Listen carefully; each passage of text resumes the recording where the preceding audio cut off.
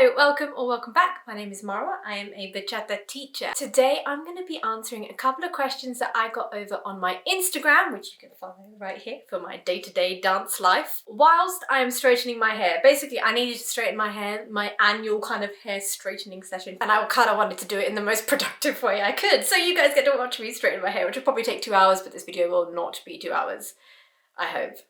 Let's get straight into it. So these questions were asked completely anonymously, so I have absolutely no idea who's asked them. Some of them are a little bit questionable, but most of them are dance related, so that's nice. The first question is, where do you find good basic dance clothing with a bit of edge?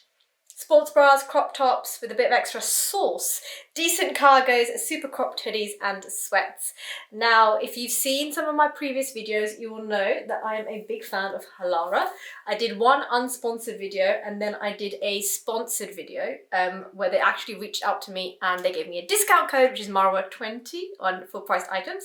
I do like their clothing because it kind of fuses that fitness athleisure wear with a little bit of style, and it looks good, like silhouette wise, it just looks really nice. So I would recommend Halara for sure.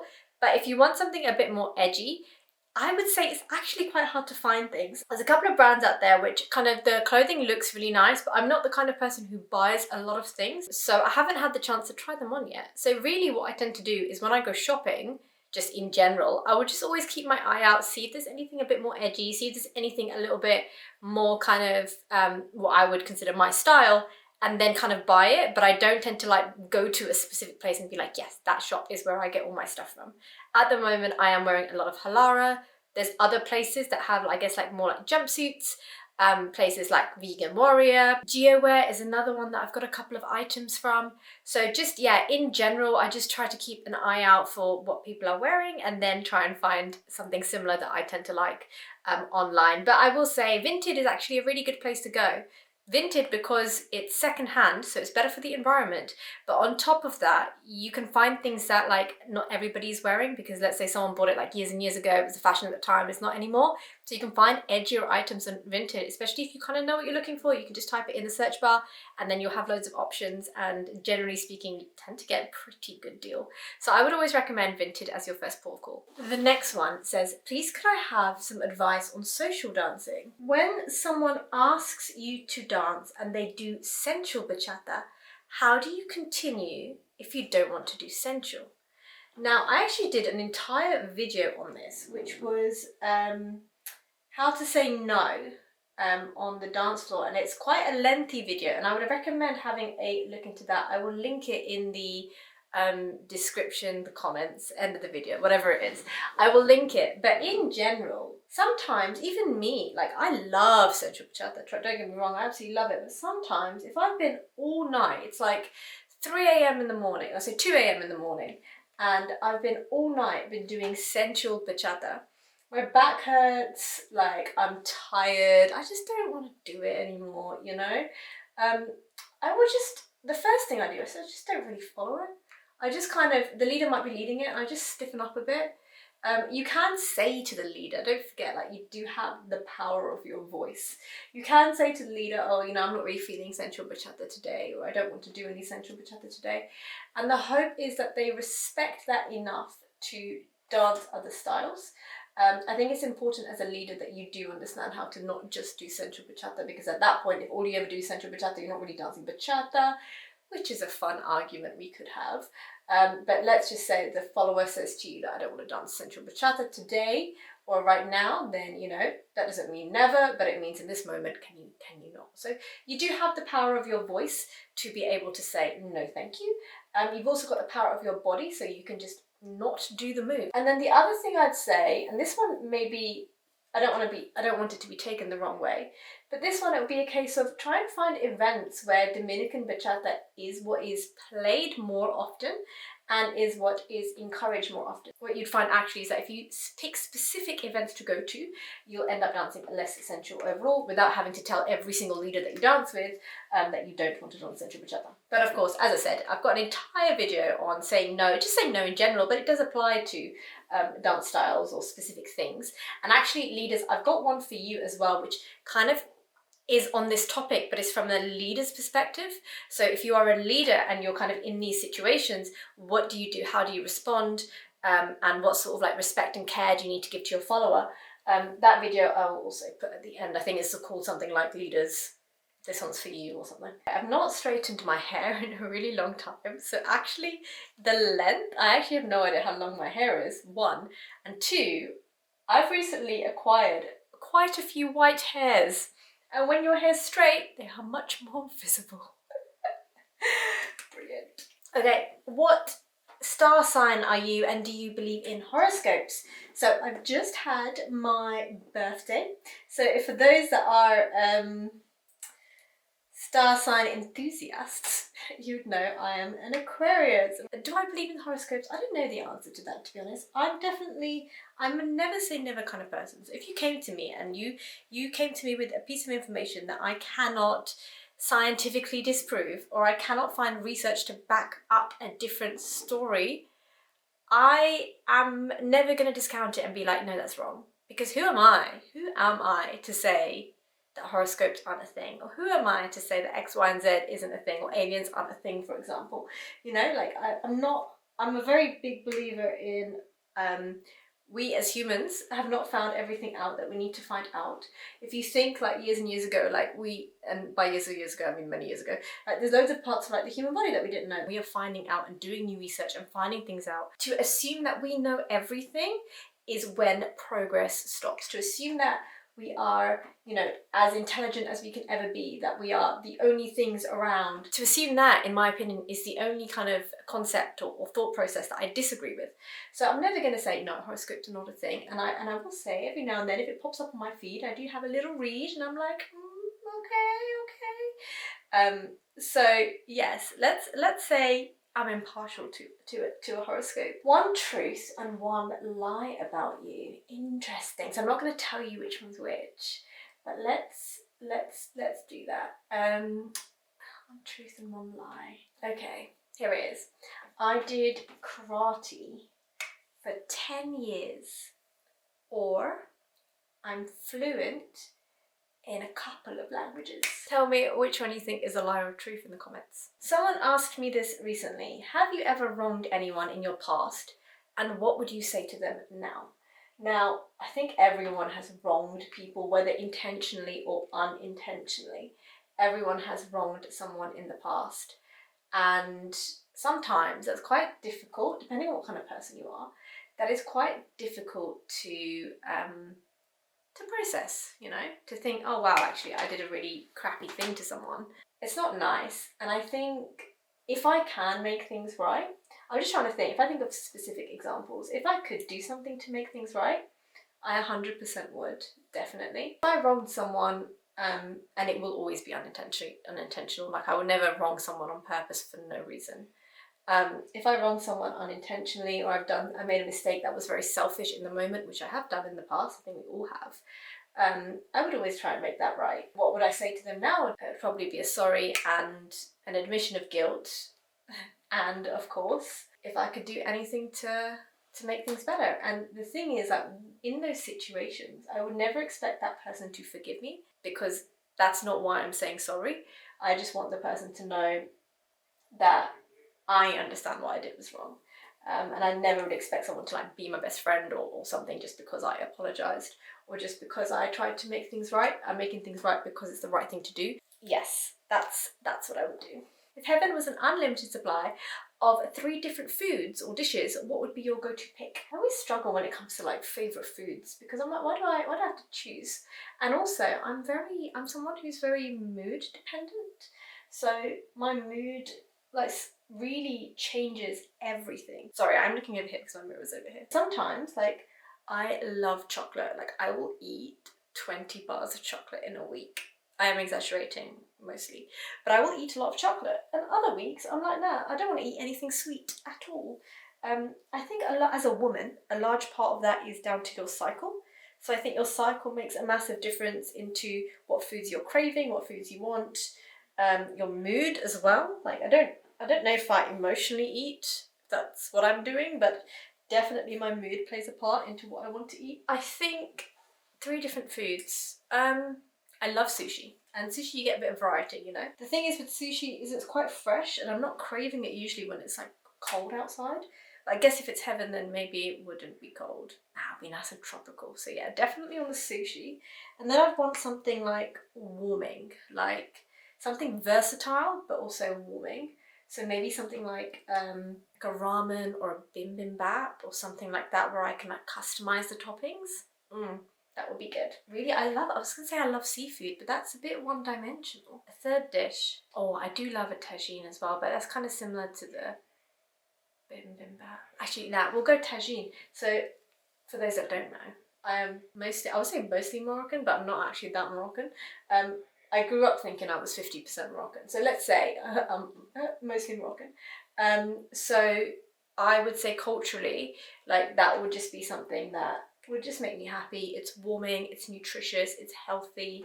Specifically like my mum's tagine is so good. So yeah, that's what I would have. So tell me a time of your life where you totally lost control of a situation. So this was something that's actually happened fairly recently. We used to teach every single week, very stable dance class. We used to teach at a place called Karma Cafe. And then 3 hours before our class was going to start, we received a message saying that you can't teach there today and tomorrow, which is we normally do Wednesday and Thursday, so this is on the Wednesday. And we were like, oh, bit weird, completely out of our hands. We can't really do anything about that. Now, I think the sensible thing to do would have been to cancel the classes, but because we had external teachers coming in, I'm the kind of person that I'm like, oh, I don't really give up that easily, and neither does my partner.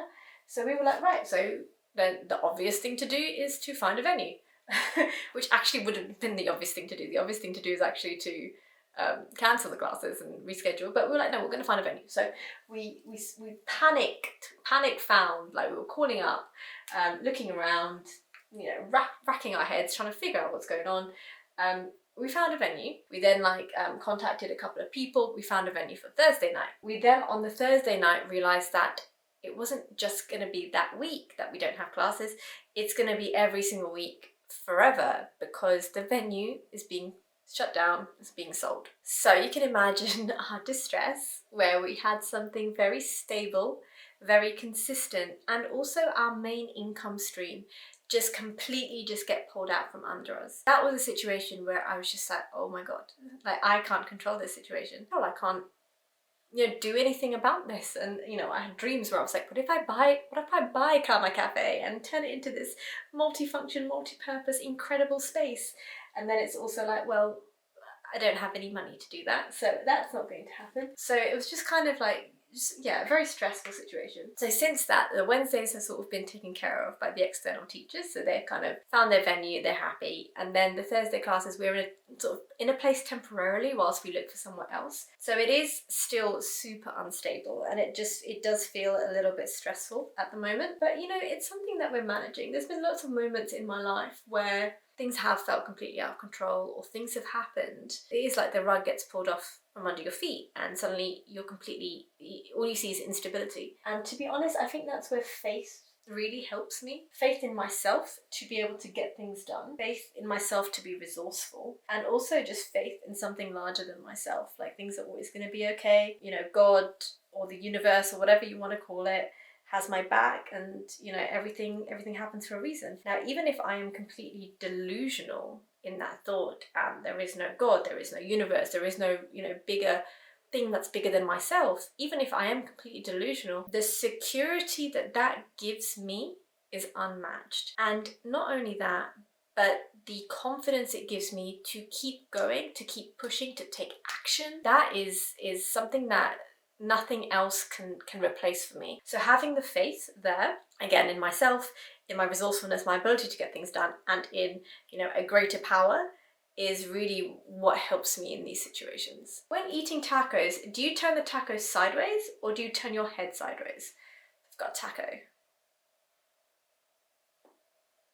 I might tilt it a little bit, like just a little bit to give it a helping hand, but generally speaking, I move the food to go into my mouth. And if it's one of those messy foods that's gonna like fall out everywhere, then I'll just use a knife and fork. I know it's weird, but like I'll eat a burger with a knife and fork, or I'll eat chicken wings with a knife and fork. Partially because I don't like getting my hands like all greasy, partially because, you know, if something's hard to eat, or messy to eat. I'd rather just not get messy. All right, next question. Who's your favourite Hobbit? The answer is Sam.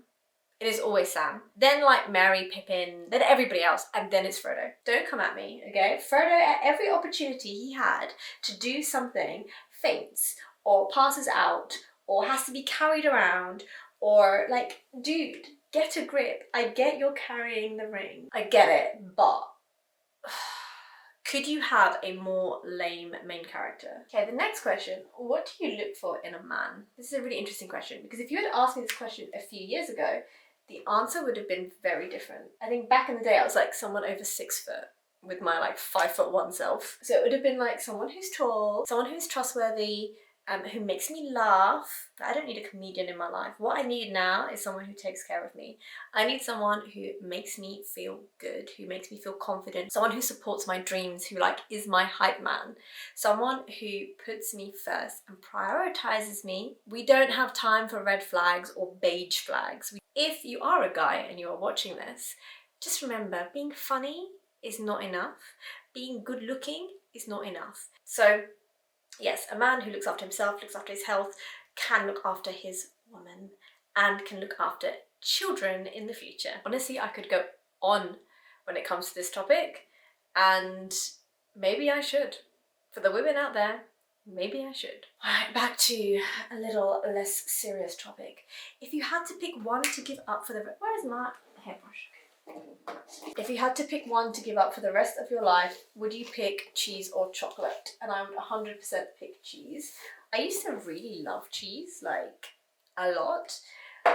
Never more than chocolate. But the thing is, I think recently I just haven't had very much cheese. And whilst like cheese on stuff is nice, I haven't really, you know, like craved it. I haven't been there like, oh, you know, this pasta could really do with cheese. Or, you know, I really want to put cheese on X, Y, and Z. So whilst cheese is lovely, and I love a cheese board, I think they're really fun. I think that's what it is. It's more fun than like, you know, I need it in my life.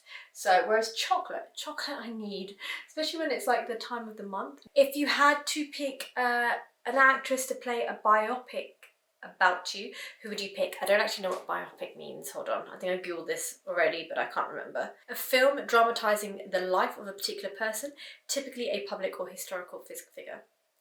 So this one's hard, I think, because I think automatically my brain goes to Zendaya.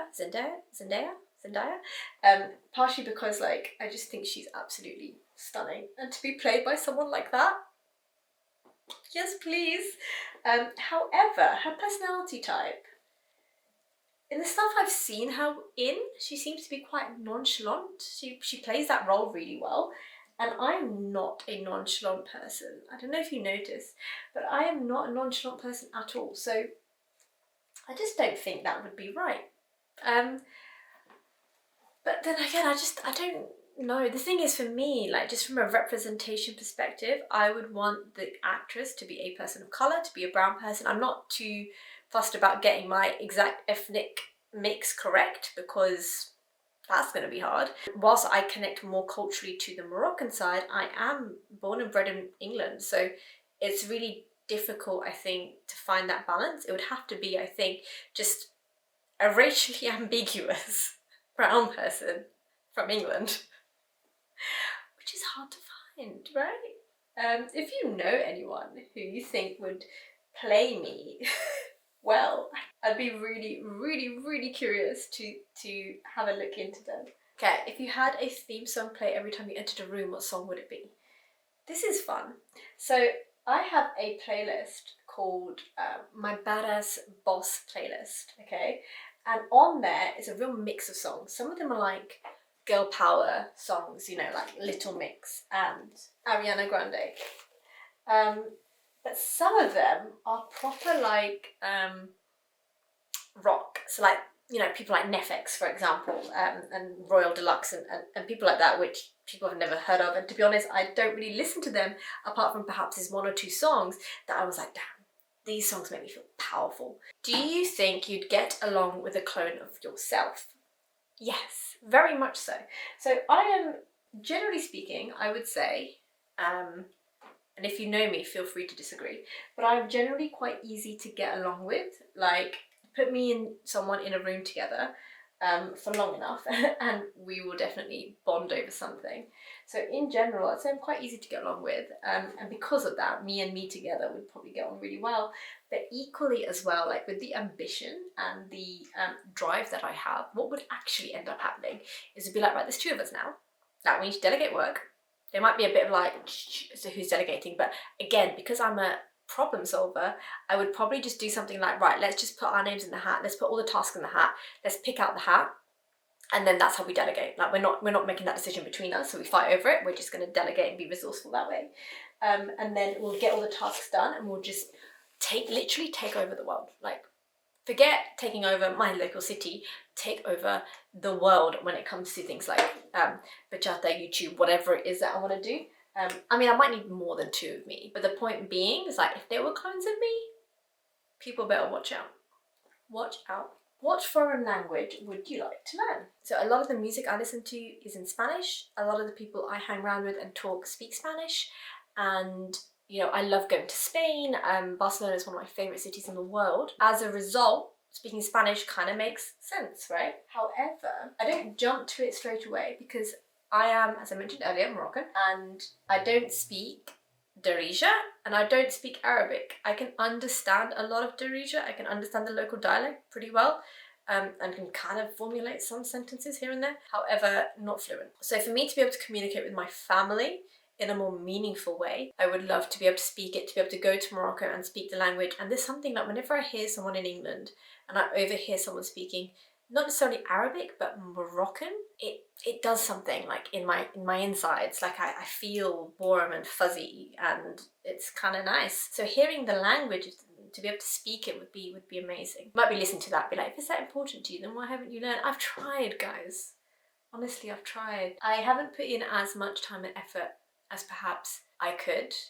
But right now, where I am in this stage of life, it's not my priority, but I know that as things change, as things settle, it will become my priority for sure. Would you categorize a hot dog as a sandwich? Now listen, I don't like sandwiches.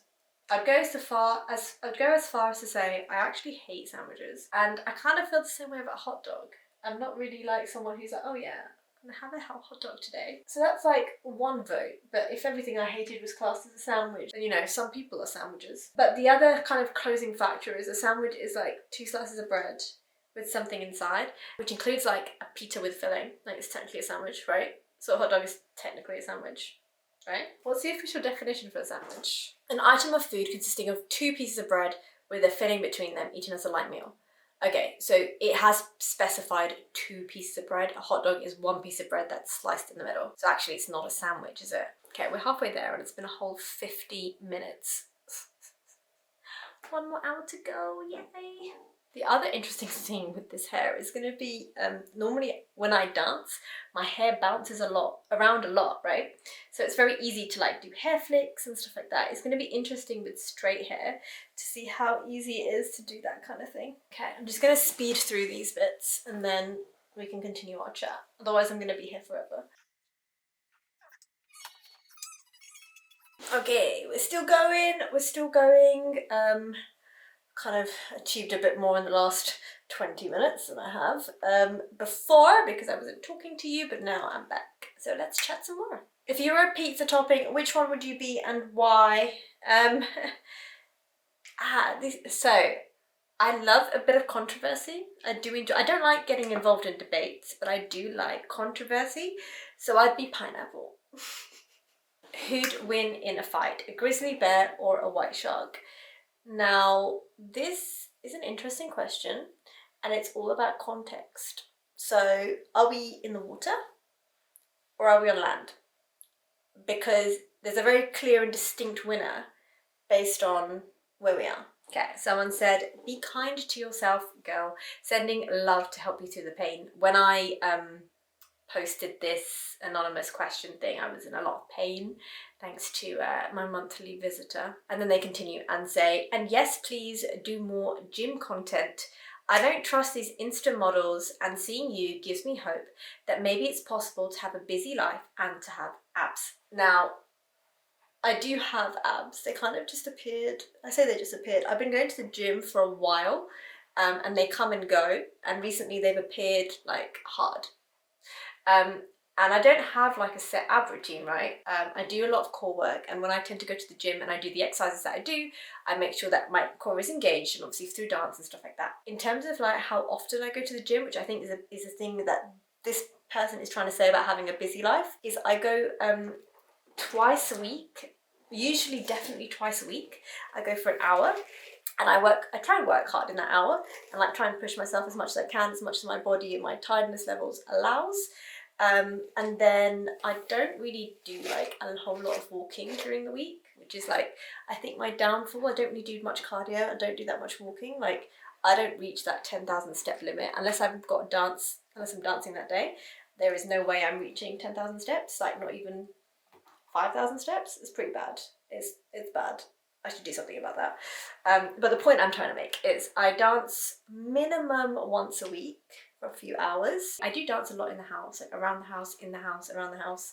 And then I go to the gym twice a week. I think where I probably do a better job than most people, even the people that are going to the gym like 4 or 5 times a week, is the food that I eat. I don't tend to eat much takeaway. I think takeaway I probably have twice a month. It used to be a lot worse. I used to have it all the time, but like, and that's when I had put on weight. But maybe like twice a month I have a takeaway, and all the food I eat tends to be like not even like microwave meals or like frozen food. The majority, I'd say 90% of the food I eat is like fresh. So it will be like fresh salmon, fresh chicken, fresh beef, and veg. So it'll be meat, veg, salad, meat, veg, more veg. Carb wise, I don't probably eat that much. Like sometimes I'll have a carb only meal where it's just like a pasta. I eat a lot of rice. I need to start bringing couscous back into my diet because I haven't had that in a while. But yeah, just in general, it's a lot of high protein meals. Like I eat a lot of protein, and I supplement that with protein shakes, protein bars. So yeah, I think actually before you even think about going to the gym, transforming your diet in a way that's sustainable, not to be like, I'm going on a diet now and now I'm super hungry, but in a sustainable kind of gradual way, changing your diet is super important. And I think that's the thing that helped me lose weight in a really healthy way, and to help me kind of put on lots of muscle. Okay, we're almost there, we're almost there. Probably just a couple more questions. What makes a good student or a bad student? This is an interesting question, and I definitely have some strong opinions on this one. A good student is a student who goes to classes with an open mind to learn. A good student asks lots of questions when they don't understand. You're never going to get better as quickly as you want if you stay silent when you have a question. And to be honest, teachers should be encouraging questions all the time. And if they're not encouraging questions, then there is a problem there, because a teacher is then prioritizing, for example, getting through content, or prioritizing just talking at you, rather than having this two-way communication where you can speak to your teacher and ask questions and get better and improve. The other thing is just like finding different ways of learning. A good student will not just go to class, they'll find other ways of learning, whether that is to study or understand the music, or just listen to the music in their spare time, to, you know, ask questions like when I do these anonymous questions, to ask questions about bachata or about learning or about specific situations, so that if they can afford it, to take private classes and to watch videos and to practice at home. And more importantly, more than just practicing the moves that you've learned in class, to practice the technique within your own body. And all these little things, like going to the gym and doing, you know, conditioning exercises for dancers, all these little things is what makes a good student. You know, someone that like has actually practiced at home. Nothing makes me happier when I go to class. I'm like, have you practiced? And they're like, yeah. I'm like, yes, good. Makes me very happy. A bad student is the one that goes to like one class a month and thinks they can get good, or they like are not in a position yet to move up to the next class, or it's been like 2 months and they're in the intermediate class.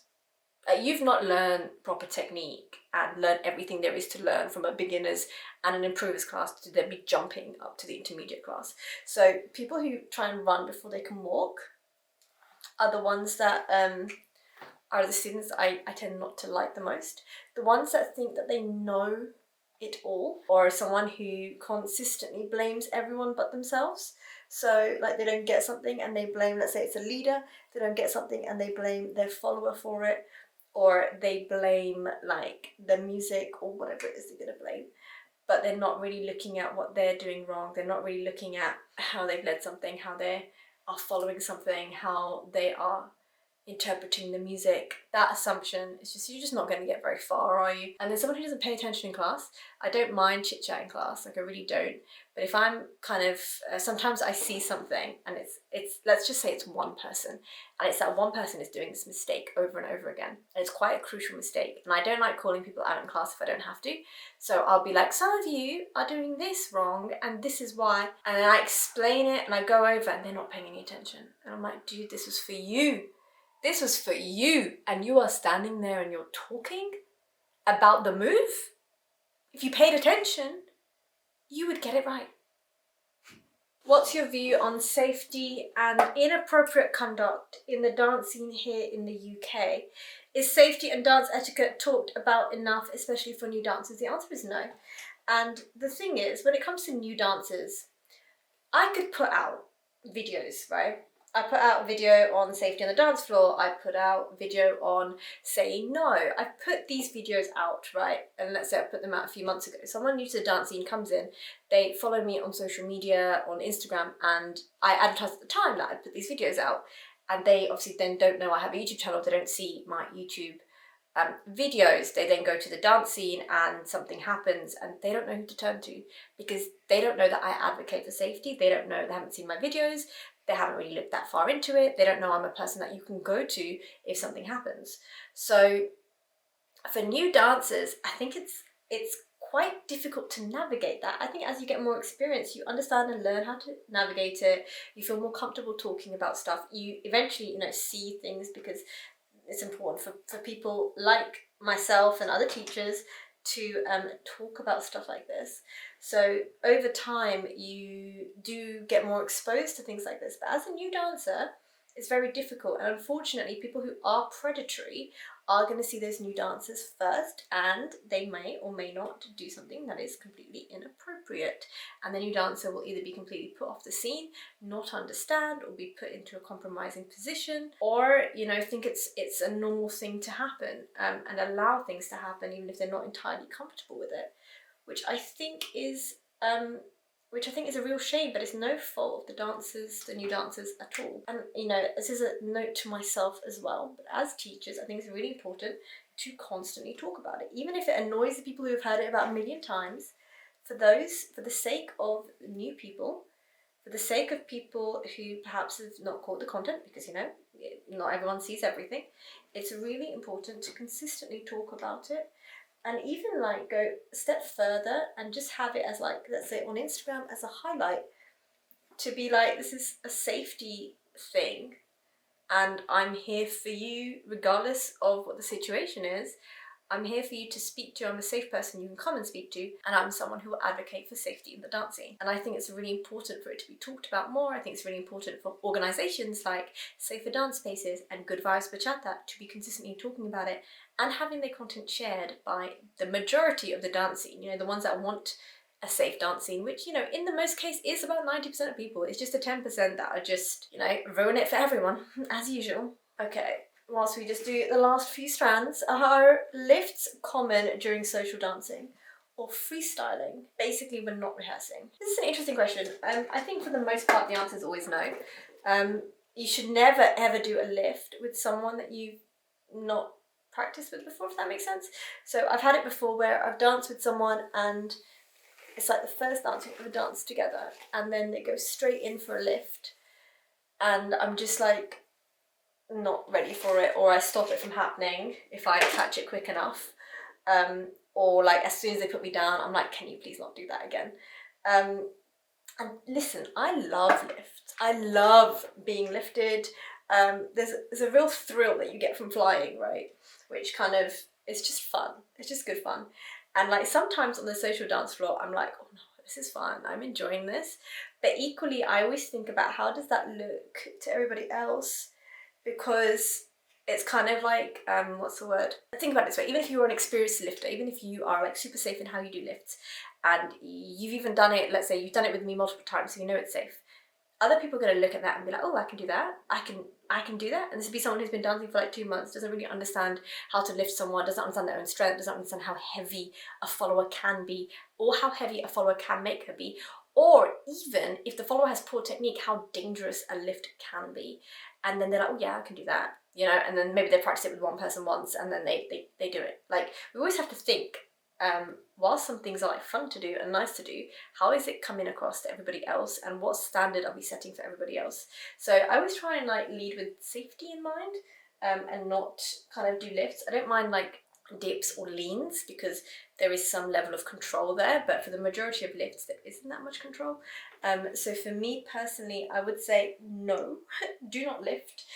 You don't know about injuries, you don't know about just anything. Just so much can go wrong, and it's just not worth it for one lift, and then you end up like with a bad back for 2 weeks, like, or like doing your hip in or something. It's just not worth it. Okay, and the very last question: is there any difference in the moves you prefer as a leader versus a follower? Is there a difference?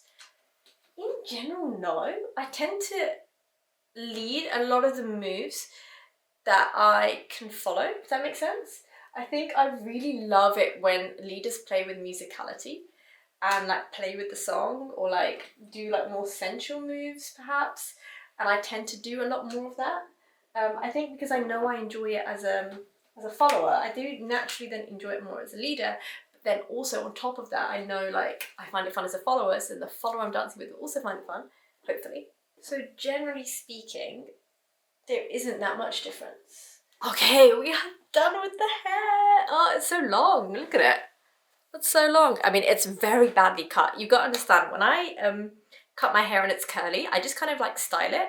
I put my normal hairstyle, which is like 2 clips up here, and let it, and then I just chop it away into a shape that I like, which means that obviously when it's down, it's not the right shape. Because it's curly and it's all different lengths, it doesn't really matter. When it's straight, you can notice it. Ugh.